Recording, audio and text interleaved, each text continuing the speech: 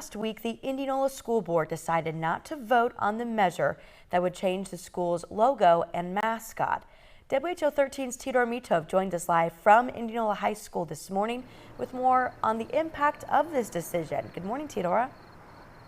Good morning, Kaylin. Just a little bit over a week ago, school officials and community members packed into Indianola High School right behind me, where they voiced their opinions on the school logo and the mascot. Now, while the school board didn't make a decision to vote on the measure, they did decide to end any further discussions on the mascot. The Great Plains Action Society is a nonprofit based in Iowa that works to amplify the voice of Native Americans on a number of issues. The Indianola mascot debate is just one that they are involved in. Now, they said while they appreciate the board allowing the debate, they are disappointed in the outcome because it's harmful to Native youth. The use of mascots is dehumanizing. And that dehumanization affects the way that people see Natives. They lump us into the same category as, lions and bears and Indians,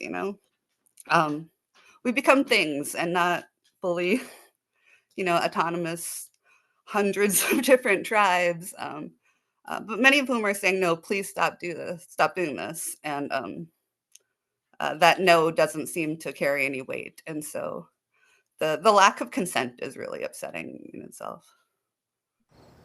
She went on to say that Indianola is just one of the 27 school districts across Iowa that use Native mascots, imagery, or names in their school mascots or logos. But this is also an issue across the country. Now, while the school board here said they don't plan to revisit this issue, the Great Plains Action Society says they will continue to voice their concerns. However, some community members in Indianola say that they believe the mascot is a sign of respect.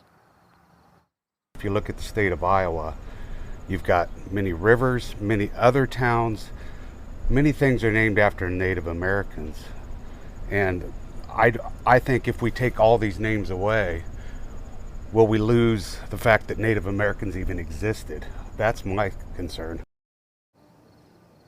And right now, the Great Plains Action Society is trying to encourage voting amongst their group and also people that do align with their beliefs. They're encouraging Natives to head out and to vote, especially for smaller elections like school board elections when that time comes. And another thing that they're also trying to push as well amongst the community is that anyone who agrees with their standing, just to avoid using the mascot name. So, for example, instead of saying the Indianola Indians, just to say the Indianola team or the Indianola school. And they're hoping that would send a message to the school board to try and re-spark another conversation, Kaylin. Okay, interesting perspective there. We know Indianola is not the only one dealing with this. Tidor Mitov reporting live for us this morning. Thank you for that.